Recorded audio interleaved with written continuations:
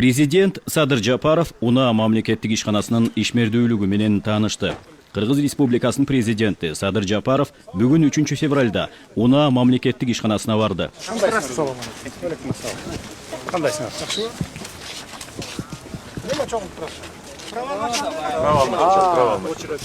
Права алмаштырганга. Действующий праваңарды? Очеред жокпу көпүндай? Очеред бар, алмашты. Обедке чейин болот анан кийин. Хорошо организовали. Жакшы элеби? Мамлекет башчысына жасалма интеллекттин жардамы менен айдоочулук күбөлүк алуу үчүн сынактарды кабыл алуу жол жобосу тааныштырылды. Идентификациядан башталат, адам өзү келген жок. Аты жөнү чыгып калды, меники да. Мен ордума башка бирөө келе албадым деген проверкасы да. Бул количество вопросов. У нас суроолор уже. Тине көрдүңүзбү?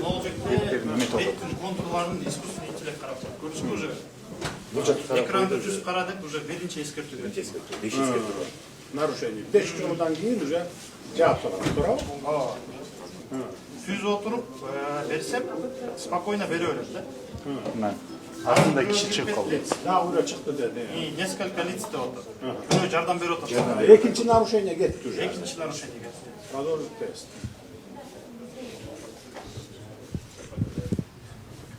Башталды уже. Капталды. Дальше кетип атам да. Башталды. Сен уже экзаменге кирдиң уже. Намаксып кеттим дейли, бул жакты карап калдым. Смотри, вот үчүнчү нарушение. Үчүнчү капталды караба деп атат. Түз отуруп. Бирөөдөн бири сен шпаргалка алба деп атат. Азыр бул жерден карабай отурсар да. 4-чү нарушение болду. Садыр Нуркожоевич, пока тиги курсант экранды карамайынча бул ачылбайт, бул кнопка активный болбойт да. Карап тиякты тура бергендечи.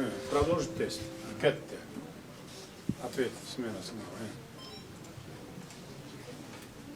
Түз отурсам нормально кете берет. Болду, эми тапшырып көр кана. Эмеле правилаларды чыгар. Чыгарып жооп бере башла.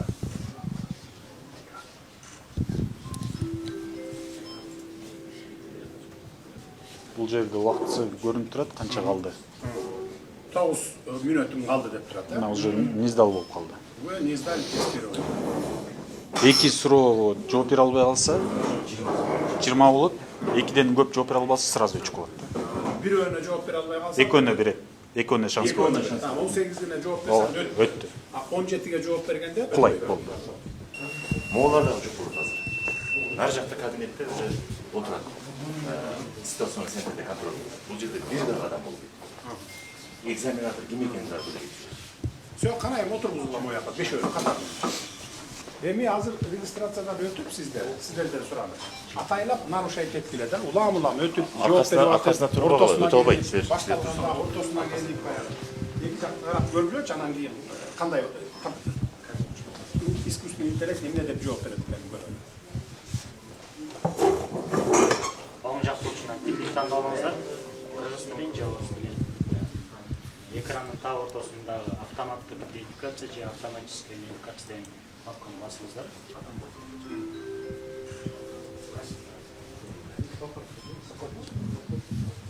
Мен камераға кирдим. Кайра жаап койду уже. Бул жаза кайра чат. Мен эки жолу нарушение болуп турабы?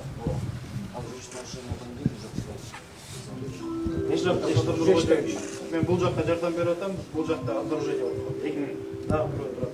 Жана амандуулук көрдүк адам. Азыр мен кетем. Кнопканы басып коюңуз. Түшүнүктүү болду. Жүргү. Биздин мамлекеттин убактысы мына эми УНАга жетти, реформага. Мындан 2 жыл 3 жыл мурун билесиңер, 5 жетекчи алмаштырдык. Болбоду, коррупцияны жок кылбады, условия түзбөдү. Анан кийин управ деломиге алып, биз өзүбүз кириштик. Июль айында, где-то ушу күзгө чейин, жаңы жерге салып атабыз, бардык условиясы менен килейген кабат-кабат зданиялар мынтип турбайсың. Түшүндүңөр, бардык условиялар болот. А бул бай илгерки Союздан калган имарат. Ошондой эле президент Садыр Жапаров айдоочулук күбөлүктөрдү алмаштыруу жана ага байланышкан маселелер боюнча кеңири түшүндүрмө берди. Урматтуу биздин мекендештер, урматтуу айдоочулук күбөлүк алам деп жүргөндөр, алгандар, жеке мектептин кожоюндары, мен сиздер менен келип бүгүн баарлашайын деп турамын. Ишти мен сөздү башынан баштасам, анда мына мен келгениме, президент болуп келгениме 5 жылдан аз ашты, билесиздер. Ушул аралыкта биз бүткүл өлкө боюнча реформа жүргүздүк.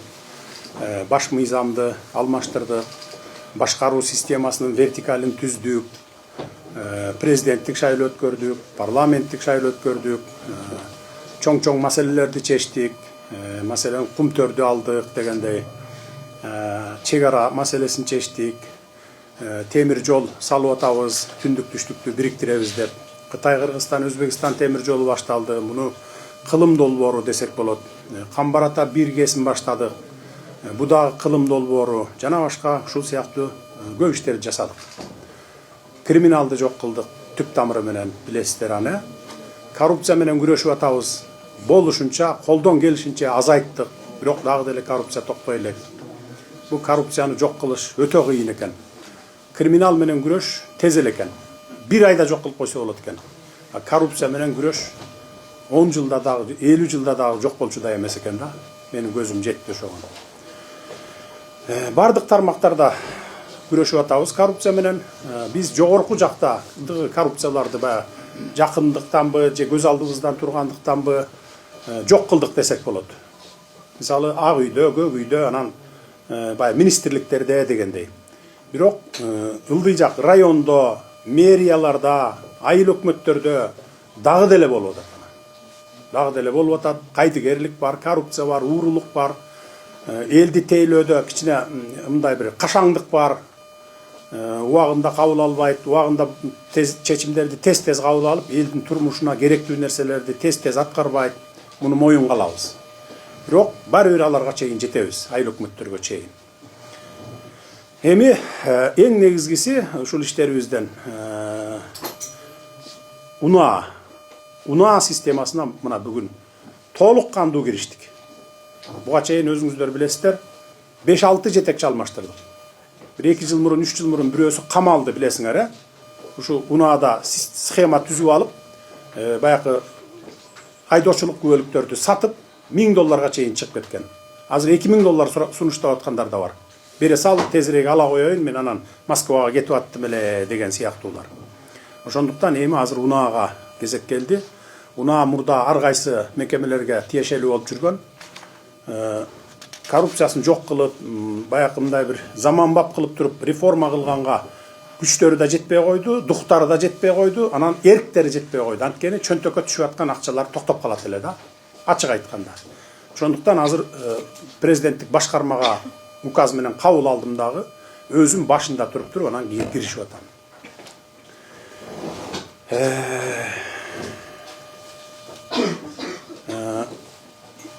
Эмне үчүн дегенде, мисалы мына эски айдоочулук күбөлүктөр. Эски айдоочулук буга чейинки мына 25-жылга чейинки 5 түрү чыгыптыр мынакей. 4 түрү чыгыптыр, 4 түрү. Тигил ID паспорт экен. Мону любой жерде жасап алса болот. Подделка кылса. Мунун подделкалары ушул, анан могул ID карттын подделкалары менен бүгүн дагы чет өлкөлөрдө машина айдап жүргөндөр бар.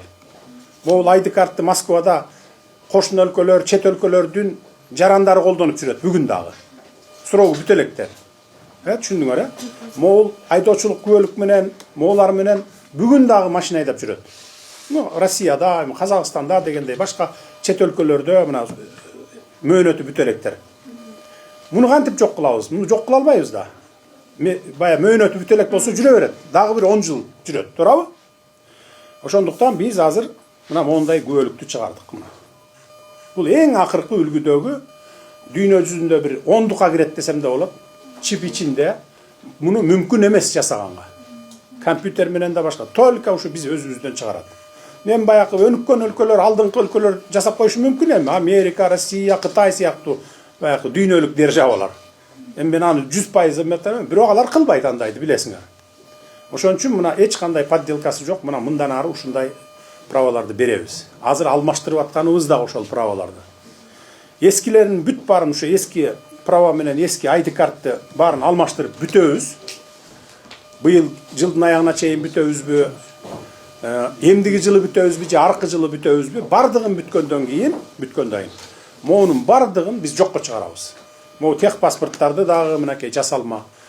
Бардыгын жокко чыгарабыз. Ошондо мына могу гана калат. Баякы могул эски айдоочулук күбөлүктөр менен айдап жүргөн чет өлкөдө, Америкада болобу, Европада, Россия, Казакстанда, кошун өлкөлөрдө болобу, бардыгы жокко чыгат да. Срогу бүтө элек болсо дагы жокко чыгат. Мына ушинтип биз тазаланалы деп атабыз. Түшүндүңүздөр, Паспорт мына, илгерки паспортубуз. Бир да бир кыйраткан жеринде бир защитный элементтери толук эмес болчу да. Муну эгерде мен кааласам, мен деле жасап алсам болот эле да.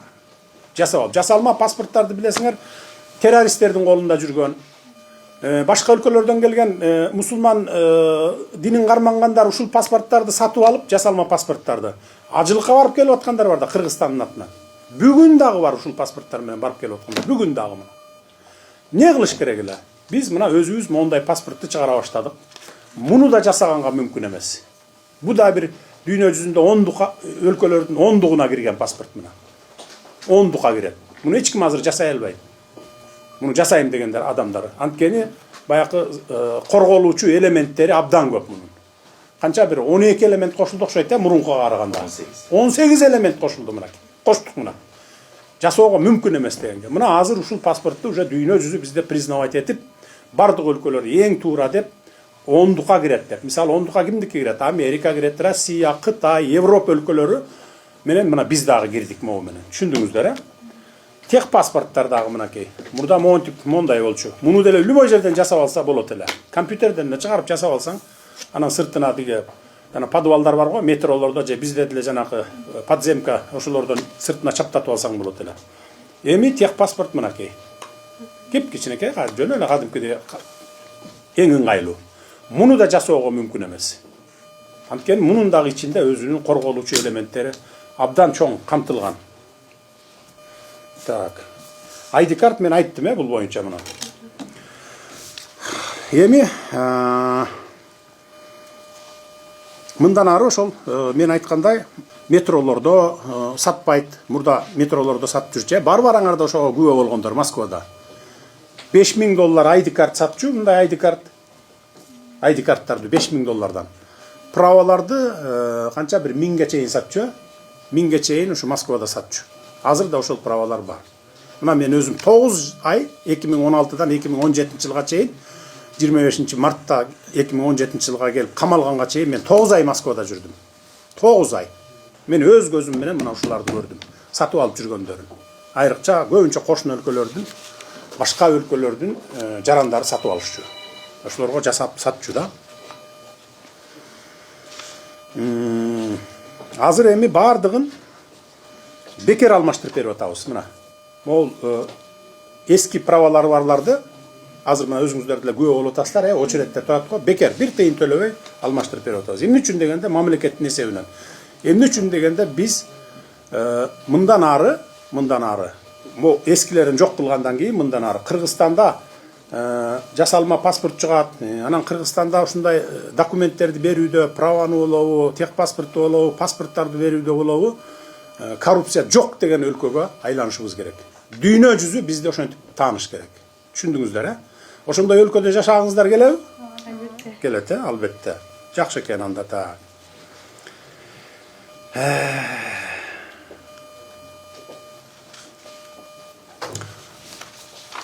Жүзгө жакын, жүздүн тегерегинде жеке автошколдор бар экен. Канча эле саны?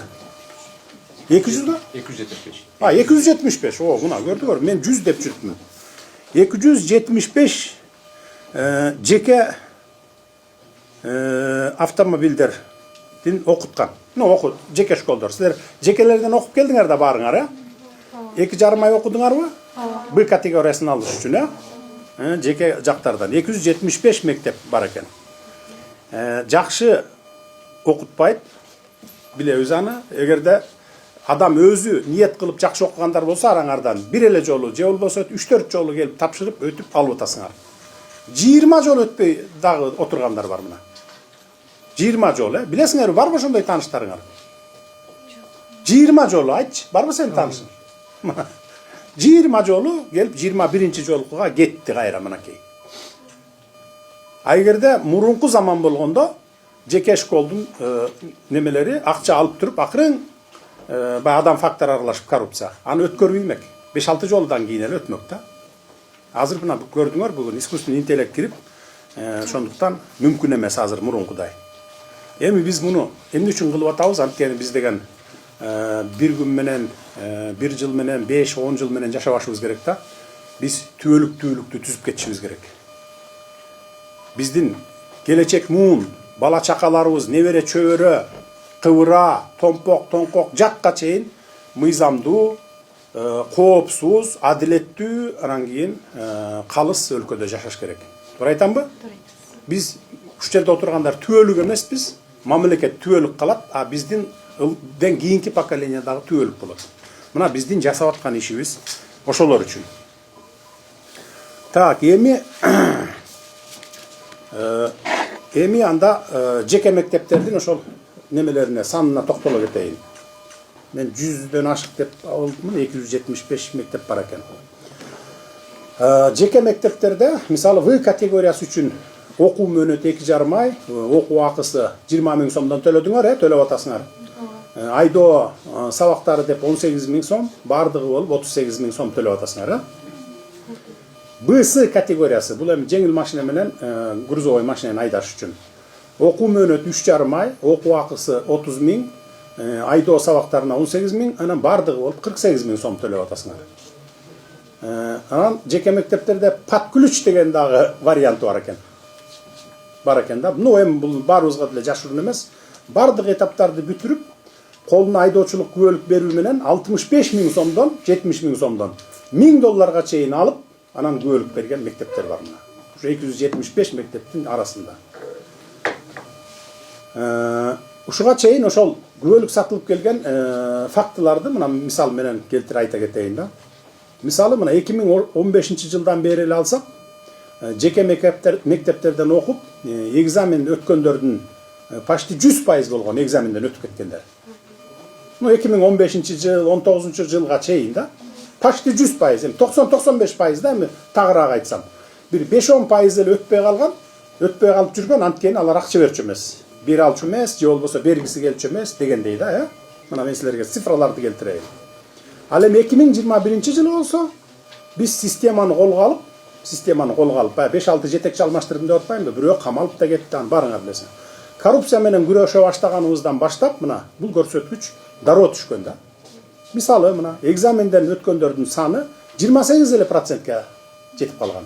А өтпөгөндөр 72% өткөн эмес мына, пайызы. Эгер 500 000 жаран теориялык экзаменге кирген болсо, азыркы бүгүнкүдөй, өткөн адамдар 139 000 гана адам өткөн, өтпөгөндөр 361 000 адам болгон. Эми бул 21 жылдары дагы мурдакы жылдарга караганда коррупция токтой элек болчу, жаңыдан күрөшө баштаган кез болчу, ошол үчүн 139 000 киши экзаменден өтүп кеткен. Арасында обязательно баягы албетте күбөлүктү сатып алгандар да болгон, өткөндөрдүн арасында албетте болгон, эми адам фактору аралашып, акча берип анан өтүшкөн. 2022 жылы мындан да ылдыйлаган 595 000 жаран теориялык экзаменге кирген. 595 000, 600 000 мына, жарым миллиондон ашып атат. Өткөндөрү 18%, өтпөгөндөр 82%.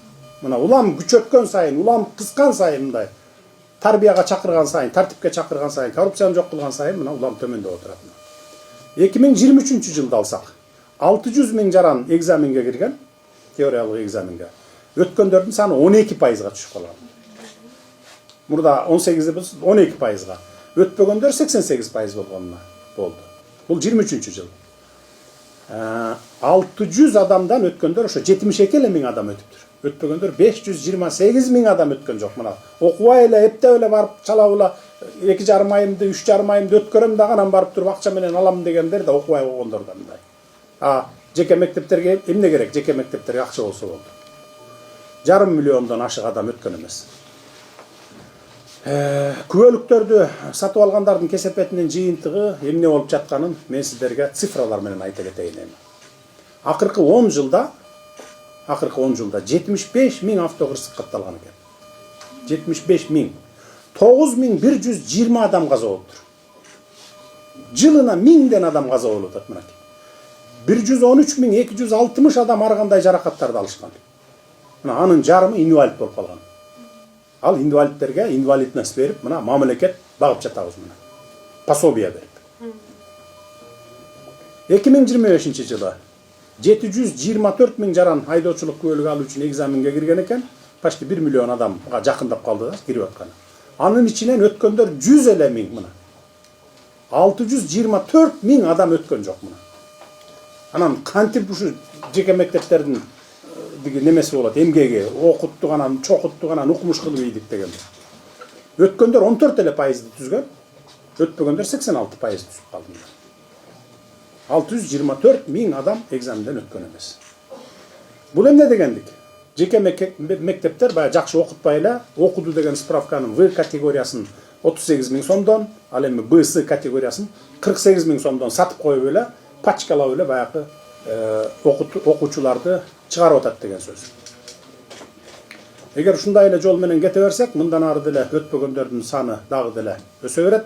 Ошондуктан бүгүндөн баштап биз мына экзаменди искусственный интеллект ала турган кылып мына киргиздик. Азыр эми кире электериңер болсо өзүңүздөр кирип көрөсүздөр, байкайсыздар. Адам фактары аралашпайт, праваны мындан ары сатып алам деген бир дагы мейли жеке мектепте окуйсуңбу, мейли мамлекеттик мектепте окуйсуңбу, сатып алам деген болбойт. 35 мына мен азыр өзүм көрүп чыктым, 35 кишини бир киргизип туруп эле убакытты басып туруп анан кийин искусственный интеллект менен отуруп, ал даже адам анын ичине кирбейт, баягыдай немелер инструкторлор жүрмөй жок, микрофондон айтып турат. Башталды, убакытың кетти мына деп туруп, анан бүткөндө бүттү дейт, болду. Сиз ушул системада көп жылдан бери иштейм деп аттыңыз эле, 35 жылдан ашык. 47 жыл болду баштаган. Жакшы эле реформа болуп атабы, туура эле болуп атабы келечек үчүн, же биз туура эмес кылып атабызбы?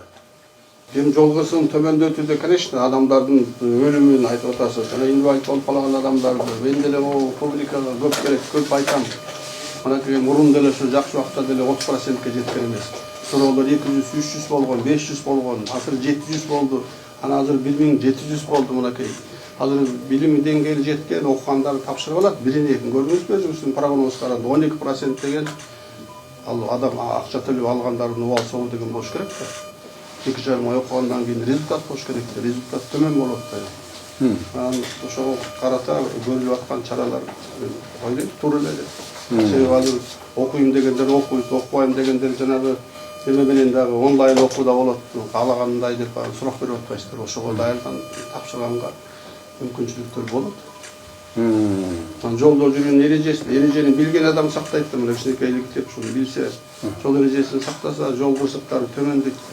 Жол эрежеси сакталбагандан адамдардын өзүнүн жанагы өзлөрүнүн немеси деңгээлдери ушу биздики туура келбейби дейм, ушу кээде атайын эле чыгып эле кетип баратканда эмне деген айдоочуларды көрбөй атасыз, көрүп атасыз. Адамдардын жоопкерчилигибизде да төмөн болуп атат да. Урун кайдап кеткенде мына мен көбүнчөсүн айтам. 20 жылдан ашык айдоочунун көбөлүгү бир эле арыз менен берилген. 20 жылдан ашык. Анан сиз жанагы комиссияларга да катыштык, азыр жана сурайбыз деп келдик. Стоянка деген токтоп туруучу жай деген знактарды билбеген адамдар болуп атпайбы. Анан бир эле арыз менен берилип атса, бир эле күндө алып атса, алардын деңгээли ошолордун кесепети тийип, мына ушуга чейин ошолордун результаты адамдардын өлүмүнө себепкер болгондор ошолор болуп атат. Эми ал мурунку поколениялар. Сиздер болсо мына 10-чы 11-ден окуп, азыр мына могулары деп кийинки поколенияларга шарт түзүп берип атасыздар. Сабыр менен ал адамдар өткөндөн кийин эреже сакталат дагы, адамдын өлүмү төмөндөйт го деген мен деле ойдо турам, айтып эле келатам. То есть биздин бүгүнкү жасап аткан реформа, коррупцияга каршы күрөш туура эле жүрүп атабы? Бул системада эми сиз көп жыл иштепсиз, 20 жылдан ашык иштеп атам деп атасыз. Ошон үчүн сизден сурап атам. Ошондуктан урматтуу биздин мекендештер тандагыла. 48 миң сом төлөп 3,5 ай окуп, жылдап экзаменден өтпөй жүргөнүңөр жакшыбы? Же 19 миң сом төлөп коюп, 10 ай окуп, бир жолу келип туруп экзаменден, болбосо экинчи эле жолу келип өтүп кеткениңер жакшыбы? Мына азыр жылдап экзамен тапшыра албай жүргөндөр бар. 2,5 ай, 3,5 ай окуп алып. Ошондуктан мен сиздерге суранарым, 10 ай аябай көп экен, ал экен, бул экен дебегиле. Мен карап отуруп, ушунун баарын көрүп туруп, анан бүгүн ушул жерге келип отурамын. балдарды күнөөлөп атасыңар, унааны, Туманбаевты күнөөлөп атасыңар. Бу госслужбада, мамлекеттик кызматта эки түр адамдар болот. Эки түр адамдар. Саясатта и мамлекеттик кызматтарда. Бир түрү болот адамдардын. Тили менен буудай кууруйт. 1 метр чыгат тили сайраса, тиги ушу Бишкекте туруп, Лондон менен Москванын көчөсүн тазалап коет тили менен шыпырып. Иш берсең, иштин бир генедей жерин 1% жылдыра албайт. Только сөз менен. А кээ бир адамдар болот, мына мамлекеттик кызматта мен көрүп эле жүрөм, илгертен бери, 20 жылдан бери. Тили менен, өзүнүн сөзү менен жеткире албайт адамдаргачы. Мындай жеткирип, түшүндүрүп, мээсине куюп кое албайт. А бирок иши баягы тили менен сүйрөгөндөрдүн тескерисинче да, 100%, даже айтканыңан артык кылып аткарып коет. Бирок элге чыгып сүйлөй албайт, сүйлөсө дагы түшүндүрө албайт да. Мына ушулар бар. Мен интернеттен көрүп алып, монтип, неужели ушуну түшүндүрө алышпайт деп туруп, мына өзүм келип отурам мына. Элге, жалпы элге 7,5 миллион элге түшүндүрүп коеюнчу эми деп мына. Ошон үчүн биз келечек үчүн жасап атабыз, туугандар, жөн каршы чыкпагыла. Жеке 275 адамдын, анын ичинде 275 эмес, бир 250 ашып кетсе, анткени бирөөнүн 3төн 4төн мектеби бар. Бир киши 4төн мектеп ачып алган. Шакылдатып баягы только акча жасаш үчүн да. Ошондуктан ошолордун кызыкчылыгы үчүн мен билем алардын аркасында кимдер турат. Мамлекеттик кызматкерлер да бар. Туугандарын оформить этип коюп иштешип аткан. Эми мен аттарын атабай эле коеюн. Өзлөрүнө да айттым элем, ал эми күнөө эмес, конечно, ал үчүн кызматтан кетирбей албайбыз. Эмне үчүн сенин тууганың мектеп ачып алып иштеп атат деп айта албайбыз да, күнөөлөй албайбыз. Ар кимдин өзүнүн укугу бизде. Ошон үчүн неме кылалы. Анан 10 ай боюнча ошол 10 ай деп атат. 10 ай дегенде деле күндө келип окубайсың да. Жумасына 3 жолу экен, черезден мисалы 2 сааттан. Анан азыр мына 21 кылымда мынакей онлайн дагы бар.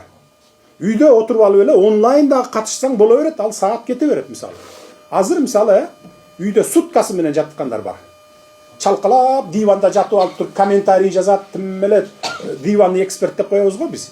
Ошол бир суткаңдын 2 саатын ушуган бөлүп кой да, убагы келгенде кой мен кирип окуп коеюнчу деп туруп 2 саат ошол комментарийди кой, башканы кой, 2 саат ушул жерде иштеп койсоңор болобу болбойбу? 10 ай көз ачып жумганча өтүп кетет. Анан ошону менен тапшырып аласыңар. 10 айдын ичинде кадимкидей билимди сиңирип алууга мүмкүн да. Мисалы мектептерге киргиздик биз. Мындан ары азыр силер мектепти бүтүп чыккан поколениесиңар да. Силерге 10 ай. 10 ай окуп, анан кийин келип экзамен тапшырып аласыңар. Сентябрдан баштап 11 класс. 11 класска сабак кирет. Алар ошо 9 ай бою окуйт. 9 ай бою мектепте окуйт. Анан силер окшоп мындай жеке мектепке же мамлекеттик мектебине кийин келбейт. Мектепти бүтүп чыгып түп-түз келет, экзаменге келет сразу эле. Искусственный интеллект отурат, тапшырса праваны алат, болбосо албайт. Мына ошентип мектепке да киргизип койдук биз мына. Мындан ары азыркы 2026-жылы сентябрда ушул жылы аркы майда бүтүп чыгат да, майдын аягында. Алар келип түп-түз келип экзаменге келип эле ала берсе боло берет. Экзаменге келип туруп эле. Түшүндүңүздөр, а бул эми бүтүп чыгып кеткен поколение да бир 10 жыл алат болуш керек эми. Азыр эми алып атат да баягы былтыр мектепти бүткөндөр, эми быйыл бүткөндөр дагы барып келип окуйт автошколалардан 10 ай. Анткени мектепте окута эле келек да мына.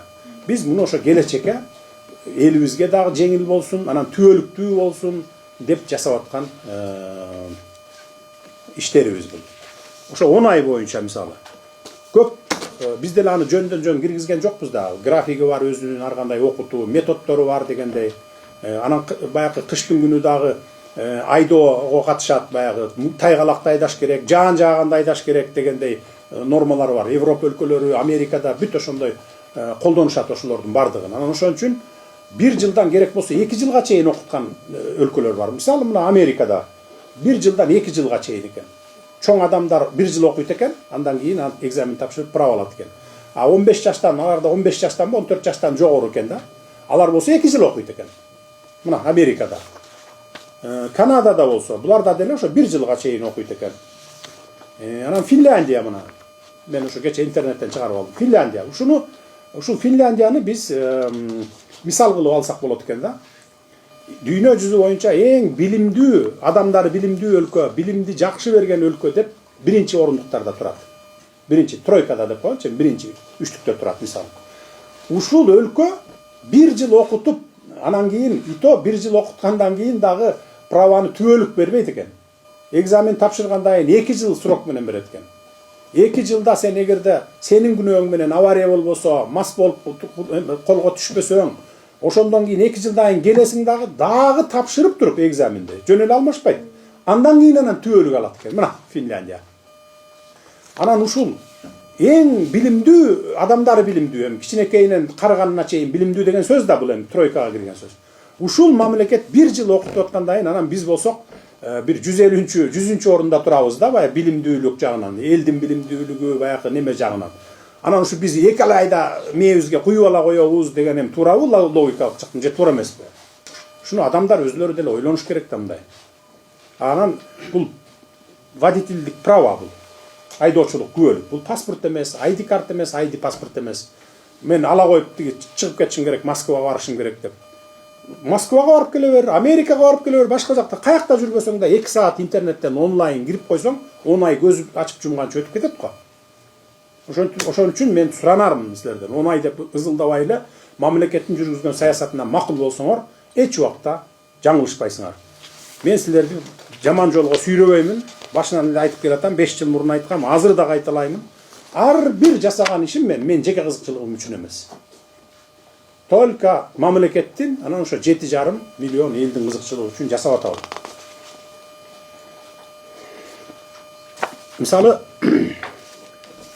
бир эле генерал мисалы, атын эле атабай эле коеюн. 70-тен ашык баягы союз чачырган мезгилде ошо өзү башында турса керек деп мен ойлоп атам. Мен мага кызык эле неме кылган жокмун, ким экенин, эмнеге, кандай кылганын. 70-тен ашык ба илгери Дасаев деген болгон СССРда. Бүт мен ошо Дасаевтан окугам, мен 6 ай окугам БСга деген. Ал убакта күндө окуйт элек. Анан барып туруп анан бүгүнкүдөй эмес деге плакат тилип коюп сүрөтү менен окуткан деги частный мектептерде. Бүт запчасттарды чачып коюп туруп окутат эле. Кана стартерди көргөзчү, радиаторду көргөзчү, деги немени аккумулятор кайсы, ходовойдо деги шаровой кайсы деп мисалы. Мост кайсы, мосттун ичинде редукторду көрсөт деп. Не только право, эмени правиланы эмес. Азыр эми анын баарын силер окуй албайсыңар аны. А союз кезде күчтүү болчу. Ошол 70-тен ашык Дасаевти бир эле генерал менчиктеп алыптыр. Бүт менчикке чыгарып алыптыр да 30дан ашыгын сатыптыр. 40тан ашыгын азыр бүгүн автошкола кылып, арендага тапшырып, өзү иштетип жүргөн экен. И аны да мыйзамсыз менчиктештирген да. Биз ошонун баарын кайтарып, мына мамлекетке алып, уже колго алалы дагы буну оңдобосок, элдерибиз ушинтип кырылып кете берет деп мамлекет ушуну колго алдык мынакей. Тетигил стадион жак салынып атпайбы, жаңы стадион жак Орокто. Жана 55 000 адамдык. Ошого жакын жерде неме курулуп атат, УНАнын зданиясы. Канча кабат эле? Бул жакта Анарбакта канча кабат эле? 6 кабат. 6 кабат.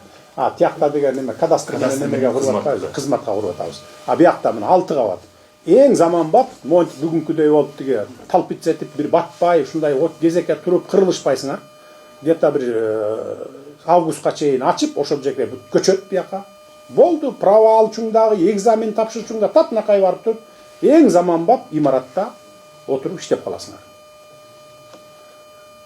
Түшүнүктүүбү? Анан эми учурдан пайдаланып, депутаттарга дагы бир кайрыла кетет элем. Мына журналисттер да келип калыпсыңар силер аркылуу. Жаңы биринчи ант берген күнү мен барып депутаттардан сурандым эле. Аны көпчүлүгүңүздөр деле көрсөңүздөр керек эле. Сурандым эле.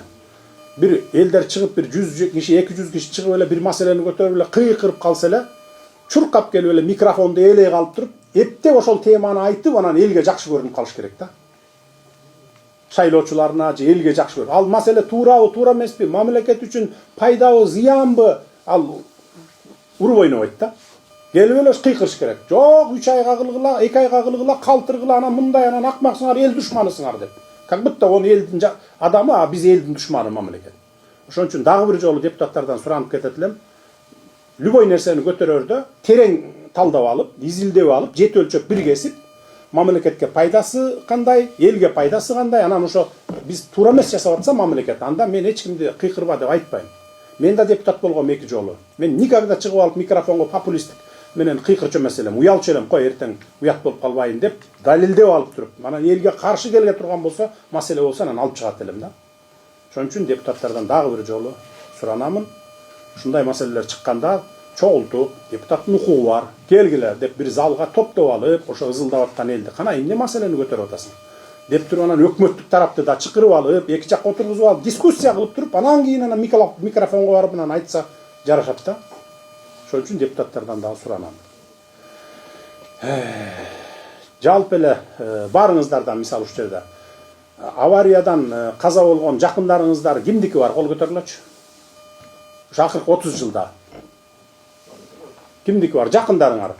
Бир тууган же болбосо бала чака, эн ата, таяк эжен дегендерден. Так, 1, 2, 3, 4, 5, 6, 7, 8, 9, 10, 11. 11 киши экен мына. Жанагы 9000, почти 10.000. 10 жылда 10.000 адамдын ичинде мына меники да бар. Үчөө бар, бир эмес, үчөө. 2006 жылы бир тууган иним, келиним экөө насмерт кеткен. Мастар встречный чыгып, мас күч менен келип туруп, встречныйга келип арткы дөңгөлөккө урган экен. Урганда баягы капталдап туруп тоголонгондо бир тууган иним менен келиним экөө насмерт кеткен. 4 баласы калган, ал Кудай жалгап, оор жаракат, жеңил жаракат алып, бирок төртөө тең аман калып, азыр үйлөнүп жайланышты. 2019 жылы улуу балам кетти мына. Тоже баягы же правиланы билбегенден, же болбосо атайлап эле баягы кыска жерден бурулуп кетем деп, двойной полосадан бурула калып, баягы обгонго чыгып бараткан уулумду сүзүп туруп, анан тоголонуп кетип каза болгон. Мындай 1000 деген үйлөрдө бар. Мына 10.000 үй бүлөдө бар ошондойлор. Мына бул жерде азыр 11 киши экенбиз, 12 киши экенбиз менин менен. Ошон үчүн ушундайларды кылбас үчүн жакшылап окугула, 10 ай көз ачып жумганча өтөт. Эч ким кубалап келаткан жок, право албасаң бирдеме болосуң дегендей. Анан 10 айдын ичинде ал жол эрежесин, баягы машиналардын түзүлүшүн, ходовойун эле эмес, этикага дагы үйрөтөт. Көрүп атабыз, көчөдө. Көрүп атасыңар го? Тапанча көтөрүп чуркай калып туруп коркутуп аткандар бар, жол талашыбай. Европа, араб өлкөлөрүнөн бир андай эмени көрбөйсүң. Сигнал баспайт даже. Мындай карап туруп кыжалат болуп бараткан болсо түшүнөт, неме кылып коет, өткөрүп коет. А бизде күнүгө 5-6дан Бишкектин ичинде эле мушташ да. Ош, Бишкек, ошо мушташ.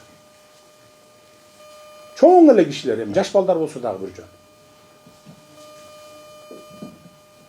Ошон үчүн мен айтайын дегеним айтып бүттүм, эмегерде суроолоруңуздар болсо жооп берейин. Барбы суроолор? Айтыңыз. 10 ай деп атпайсызбы, 10 ай. Айылда келген балдар, ошо жакта машина айдап жүргөндө жакшы айдагандар билет да. Ошого деңгел де канчалыша жетпейт да. Сиз айтпадыңызбы, ошол 6 ай, 5-6 ай өткөндөн кийин эгерде даяр болуп калган адамдар болсо, временный айдоочунун куәлигин берип, окуу мөөнөт 10 айга чейин ошол временный менен айдап турса, эгерде жол эрежесин бузбаса, андан кийин туруктуу берсе болот дегенди айтыңыз го. Ошол ишке ашып калса, жана 10 ай деген суроолорго туура келбегендерге кээ бирөөнү туура келип калат эле. Ошондо көп болсо, эдилиштик иштер тапшырышат. Экзаменге да даярдык болуп калат эле. Энди келбестен келин көрө берсин деп. Эми аны карап көргүлө. Эми аны УНА администрация менен биригип, управделами баарын немелерди кошкула, адистерди илгертен бери иштеп келаткан баягы дасыккан адистерди менен аксакал окшогондордон кошуп туруп, кеңешип туруп чечкиле да. Чечилбеген маселе болбойт. Кеңешкиле. Кандай кылса жакшы болот, кандай кылса ыңгайлуу болот, ыңгайлуу шарттарды түзүп бергиле. Пожалуйста, нет проблем. Азыркы шарт урматтууларга өтө ыңгайлуу. Эң негизгиси читап окуп коюш керек, андан кийин билим менен ошол государственный алышат. Эң ыңгайлуу азыркы шарт. Барбы дагы суроо башкалардан? Айт. Айлык окуунун акысын атап кеттиңиз го, 9.000 деп, анан биз практикага чыкканда канча төлөп калабыз? Практикага чыкканда бензиниңерди өзүңөр куясыңар, болду, ошонун акчасын эле өзүңөр. Ары бери айдаган бензиниңердин эле акчасын. Анда жакшы болот. 10 ай окуганда биз кайсы категорияны алабыз? Только Б-ны? Б-сы экөөнү тең экзамен тапшырасыз, экөөнү тең аласыз. 10 ай ошо 2 категорияга окутуп атпайбы? 19.000 сом алып атат.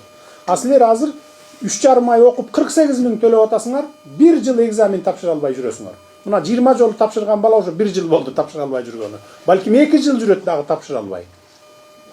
Ошон үчүн 10 айдын ичинде ошо Б-сы категориясына окуйсуңар, 19.000 төлөйсүңөр. А вождениеге грузовой айдасаңар, өзүңөр куясыңар, легковойго өзүңөр. Эми биз мамлекеттен бербейбиз да. Ал силердин 19 миң төлөгөнүңөр дагы ал ошол силердин 10 ай окутканга жетпейт.